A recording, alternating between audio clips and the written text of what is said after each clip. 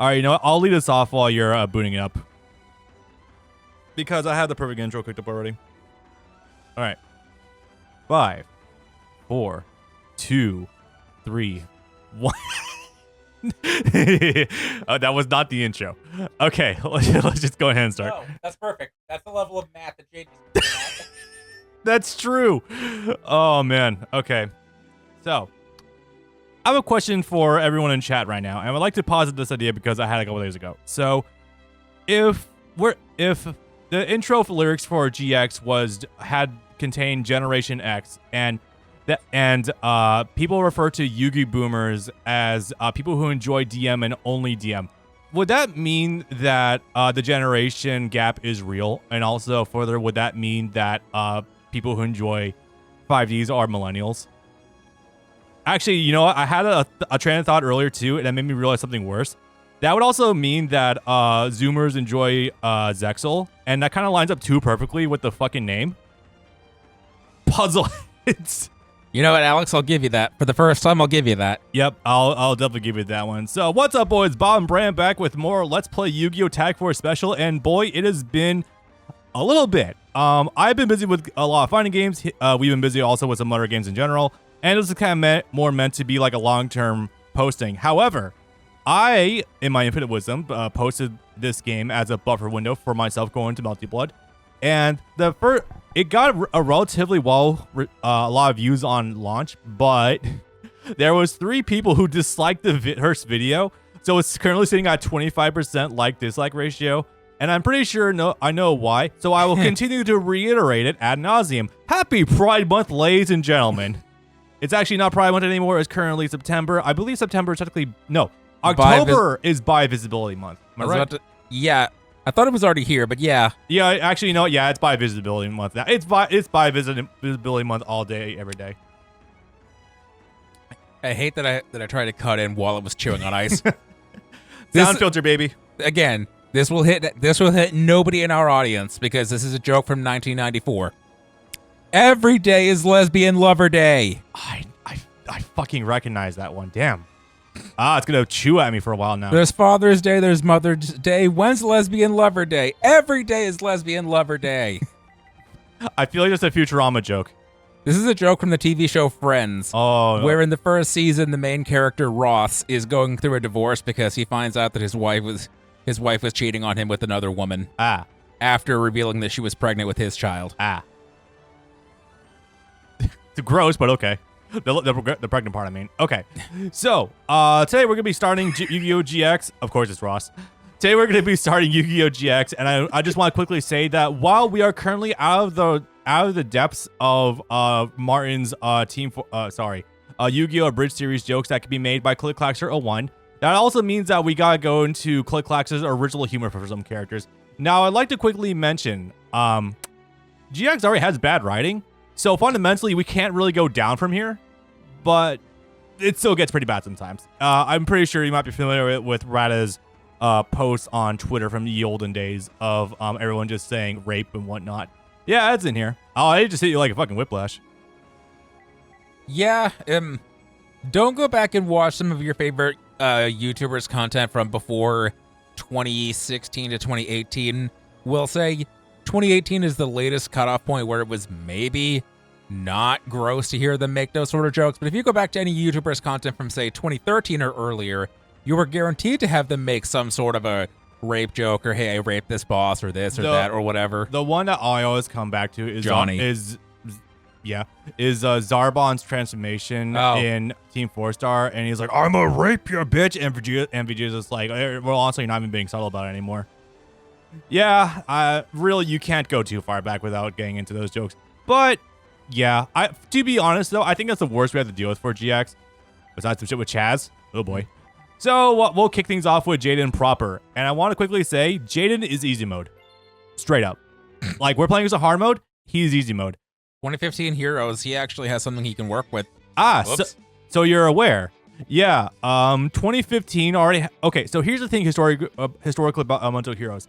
Heroes have always kind of gotten support here and there, such that even in Edison format, you have consistent E-Hero decks running absolute zero. which is fucking baller. Also, yes, we're opening on Winged Karibo. Cursed already. Of course. I don't know why they made him a mascot. Winged Karibo was a lighter color than regular Karibo. It was more of a golden brown than just a brown. Yeah, I don't know why they made him deep fried. He's got my hair now. Weird. But yeah, so it really comes to a head, especially in 2014, early 2015, because we have this little card out called Dark Law. That's already out in this. I'm like 9% sure it's out in this game. And even if it's not, we already have the mask change cards, which are quick plays. I have literally had Jaden do OTKs against opponents. I'm not kidding. He can literally quick swap out cards and just do like 6,000 plus damage per turn. It's fucking obnoxious. I love him. The hair is very absurd. I gotta say, the more I go back to looking at Jaden, though, like his hair is his design is oddly like tame for a Yu-Gi-Oh protagonist.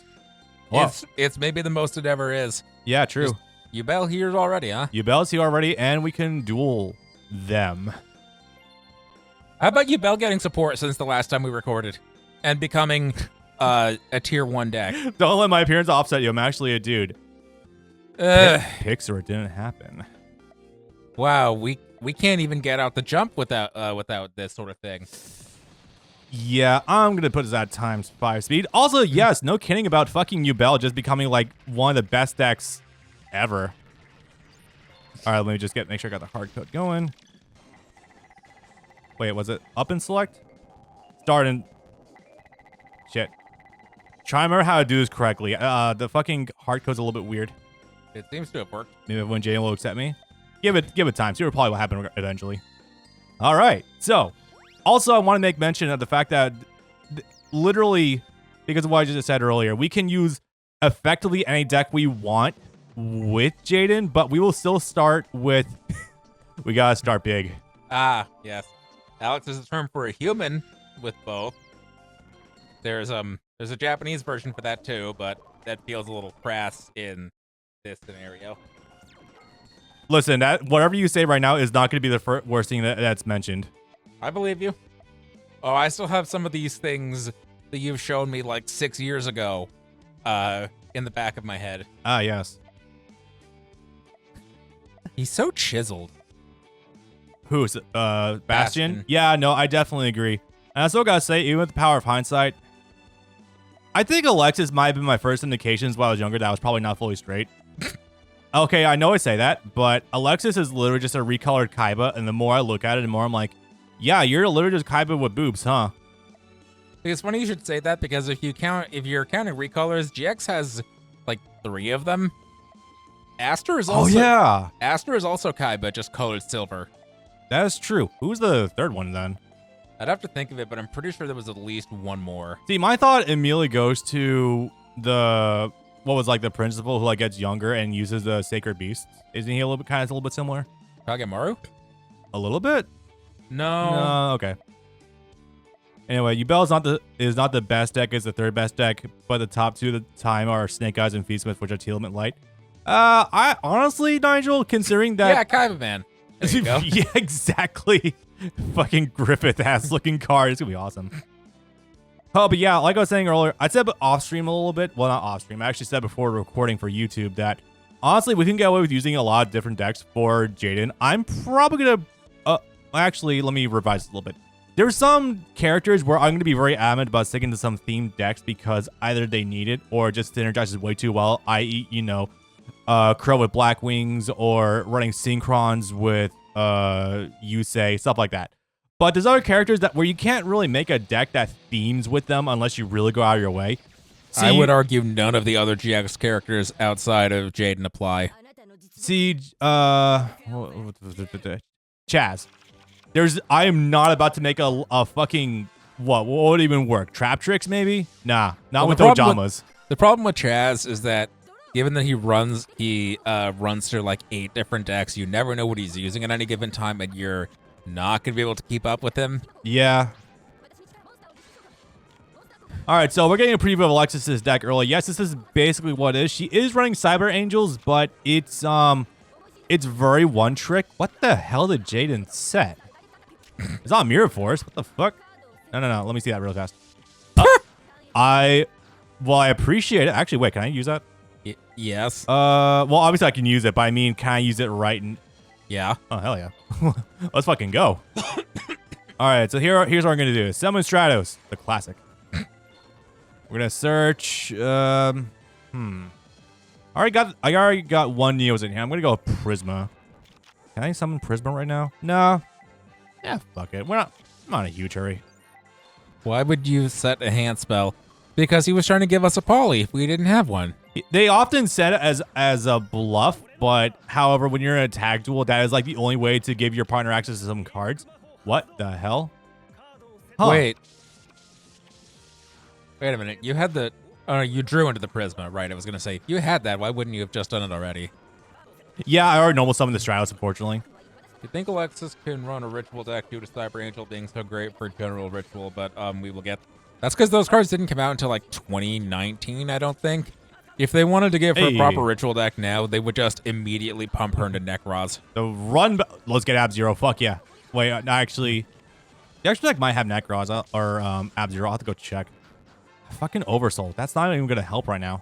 You got Prisma. You're good for it. I can dump... What is... Sorry, what was the opponent's name of next that? card, near player can Synchro or Xyz summon Synchro and Xyz. About that. I'm glad that you ripped that. Sorry, go back to that card. What was its name? Rizal Prison? Oh, I thought I said Jezebel. That'd be funny. All right, You're- well, we're still gonna have attack points for this. Goes in. Yeah? No, that's a 6 Samurai card. Shit. It's also one of the best floodgates ever, too. Why did I not fucking target Cyber Angel again? Goddamn, I'm an idiot. Prisma can turn into Rainbow Dragon, right? No. No, it substitutes as another hero card, I think. Oh, okay. But well, I think you're thinking of King of the Swamp. I'll take that. Hell yeah. I was gonna say, yeah. If you can't get it, if you can't get to it right away, then just immediately go into Absolute Zero, if only to keep things going currently. You see what I mean? Mass change too, right there. All right. How did we get the Benton? He Monster Reborned it from her graveyard. And I don't have a way to discard the Neo, so Hero Blast. That's the one I think that. What do? You can banish one hero monster from your graveyard and target one face-up monster on a card. That target loses attack. That's kind of cool, actually. Hopefully, Alexis never finds Drytron Herald. God, she would. Hey, there you go. Heralds is something that she can do with 2014 Ritual. So it's funny because I actually made a Herald deck exclusively to run alongside Alexis in case things get really bad. Because, the Cyber Angels are all fairies, as well as, I kid you not, fucking, Manju and Senju of the 1,000 Hands. They're both fairies. I don't know why. Bailey, you're firing at a 6 this time. You're normally firing at a 10. Come on. Try a little harder than that. That's unfortunate. So right now, if memory serves me, there's not much of a story that actually focuses around Jaden. I think he's more or less trying to find his groove with dueling right now. I don't think this is set after any particular time period, because we don't end up dueling against anyone critical like Yubel. That'd be crazy. I was going to say, yeah, if you were just going through the story, then it would just be a duel with, most everyone, yeah. Kagemaru, Sartorius, Yubel, and then Night Shroud, but I don't think I saw Night Shroud at all. Yeah. Was Night Shroud in there? I don't think he was. We can check back on the overworld. Yeah, I feel like you're right, but yeah. Also, I like to make mention of the fact that this is the closest we're probably ever going to get in the immediate term to doing a Let's Play of anything Tag Force 3 or backwards. I've heard Tag Force 3 is actually still... Hardpull be damned, is actually still a good overall game in their own right, and that once they went from GX to 5Ds, they took out a lot of the actual game features of the games that weren't just strictly the card simulator. Yeah. Like, they used to have mini games, and the dating sim aspect used to actually mean something more than it did from the games that were actually popular onwards. All right, we got Titan, we got Banner, we have Art Sartorius, we have Fujimaru, wow. Or I'm sorry, Fujiwara. Also, the nurse, literally just called the nurse from GX. Hey, I give him credit. There's not much else you could have given her. Her name is Fonda Fontaine. Also, Alice here runs Sacred Beasts. Bear that in mind if you end up putting yourself up against her. Bonaparte. Yeah, there's not actually that much. Also, Hell yeah, they got Adrian. Camula's here. Unfortunately, we can't just pull up her portrait regularly. Otherwise, I would augo her for days, personally speaking. Anyway, more today than pussy.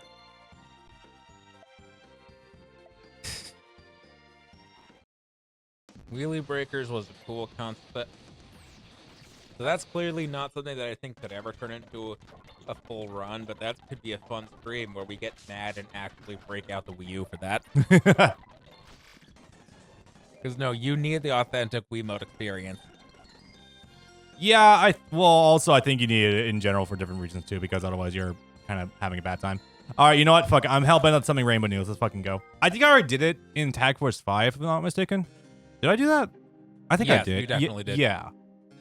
I'll use this. Oh, fuck. That didn't take long. No, I wonder if Nigel knows what I'm talking about. I wonder if, Jesus Christ. Okay, that's actually kind of good wordplay. It's because in the Japanese version, Crawler is Italian, and so they're literally just spouting the Japanese version of American food puns the entire time. Like, all of their dialogue is they're literally just saying, Parmigiano. I'm reminded of Sean Schemmel doing the Arnold impersonation for the Crystal Beast elephant, and I'm just like, man, yeah, we really can't get much worse than that, huh? People act like the dub of GX was the Antichrist. No, GX was already pretty fucking stupid in its own right. Oh no, I'm not. I know. 4Kids didn't do anything that wasn't basically already there in some form, or another. They basically just embellished what was already there. Yeah, I was gonna say actually, it's almost got like its own kind of School Days vibes going on. Not it. Ghost Stories vibes going on with the dub just being really silly. And honestly, sometimes a good dub can actually make up for a really boring show otherwise, with absolutely nothing fucking happening. Look, I'm gonna level with you. I'm never gonna get a chance to talk about this again. Go. People talk about how in order for season 4 to hit, you have to go through the first 155 episodes of nothing happening until literally 110 episodes in, where the plot actually starts, or any of the stuff that happens in season 4 that is about graduation and growing up and not knowing what you want to do with your life to actually hit. And here I am saying, okay, but you have to make the content that comes before that compelling. And if it's just a bunch of stupid bullshit, that I understand that's what high school life is. A lot of unmemorable stupid bullshit that you're, like I said, not going to remember or not going to think about much at all a week after it happens. You have to make me care about those on the day-to-day if those are the events of high school that you actually are showing to us. So if it's not interesting or funny or compelling, then no, you can't expect someone to sit through 180 episodes for their character development to actually kick in and for us to actually start caring about the things that are happening to them.